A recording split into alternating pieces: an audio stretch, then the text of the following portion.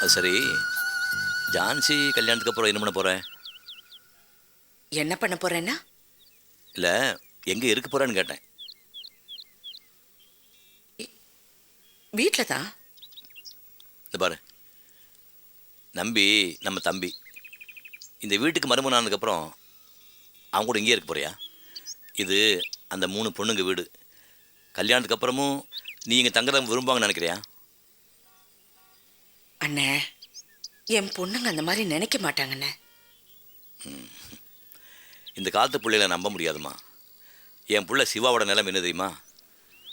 பெத்த அப்பனை அவமானப்படுத்தி அழ வைக்கிறதுக்காக பண்ணக்கூடாத காரியத்தெல்லாம் பண்ணிகிட்டு இருக்கான். எந்த பிள்ளையும் நம்பாதம்மா.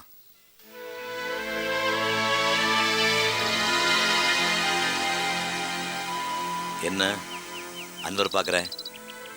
அன்வர் குடிச்சிக்கிட்ட கல்யாணம் பண்ணிக்க போகிறார். அவர் கல்யாணம் பண்ணிக்க சொல்லியிருக்கேன். அவருக்காக பொண்ணு பார்த்துருக்காங்க. 2-1 மாதத்தில் கல்யாணம் ஆகிடும். அதுக்கப்புறம் அவர் உண்டு லெதர் பிஸ்னஸ் ஒன்று போயிடுவார். பத்திரிக்கை ஆஃபீஸுக்கு அப்பப்போ வந்து போவார். இப்படி எல்லாரும் கல்யாணம் பண்ணதுக்கப்புறம் என்ன பண்ண போகிறேன், எங்கே தங்க போகிறேன்னு கேட்டேன்.